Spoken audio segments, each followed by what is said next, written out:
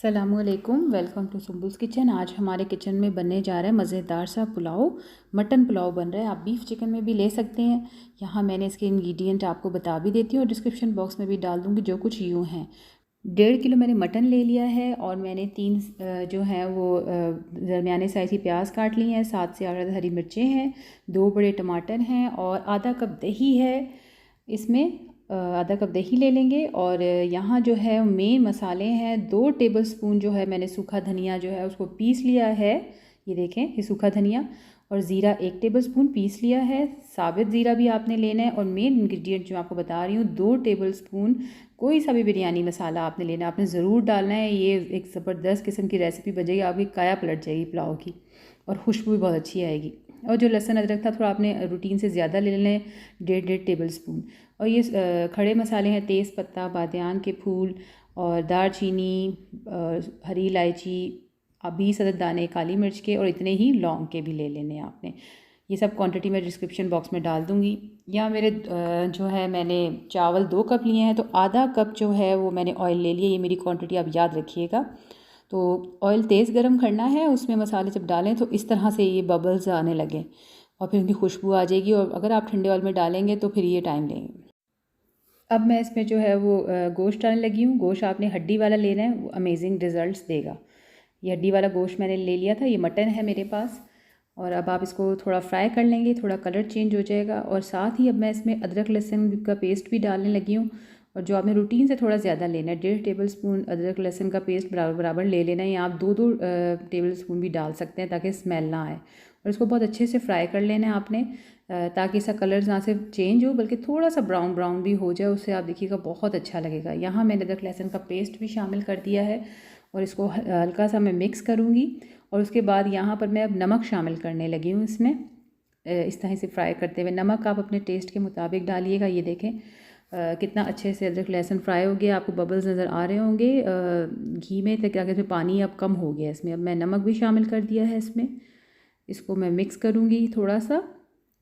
और फिर इसके बाद अब मैं इसमें जो है वो 3 अदद दरमियानी प्याज जो मैंने आपको बताई थी, आप 4 भी ले सकते हैं, वो मैंने इसमें शामिल कर दूँगी ताकि प्याज भी अपना पानी छोड़े और अच्छे से ये गोश्त उसमें भी फ्राई हो जाए।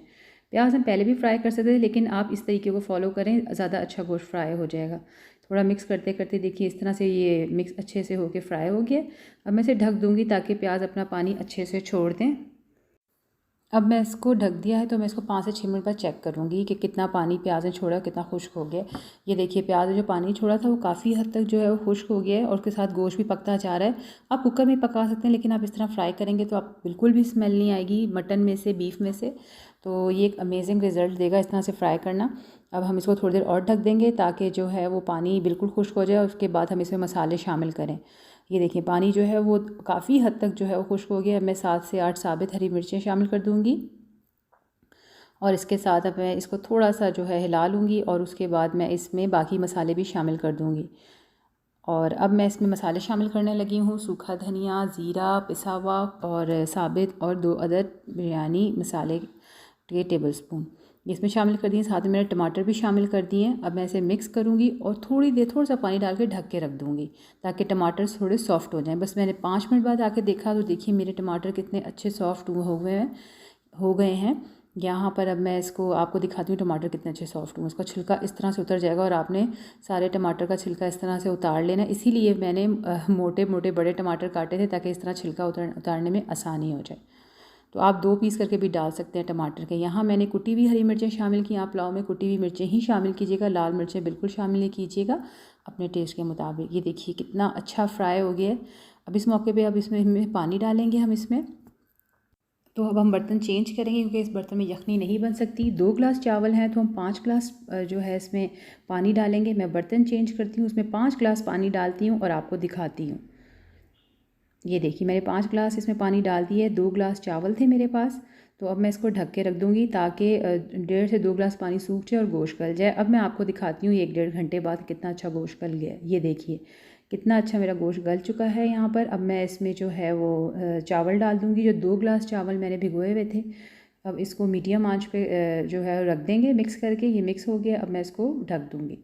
अब मैं इसको 15 से 20 मिनट बाद आके चेक करूँगी जब इसका पानी खुश्क हो जाएगा। ये देखिए हमारे 15 से 20 मिनट गुजर चुके हैं। अब मैं आपको दिखाती हूँ कि कितना अमेजिंग पुलाव जो है हमारा तैयार होने लगा है। तो ये देखिए क्या बात है। तो दम पे भी लगाने की मुझे ज़रूरत नहीं पड़ी, उसी यखनी में तैयार हो गए चावल। कितना अच्छा खड़ा खड़ा चावल है। ये देखिए क्या मज़ेदार, और गोश्त भी बहुत अच्छा गल गया है। तो सारे इंग्रेडिएंट मैं डिस्क्रिप्शन बॉक्स में डाल दूँगी, आप वहाँ से रेसिपी ले लीजिएगा।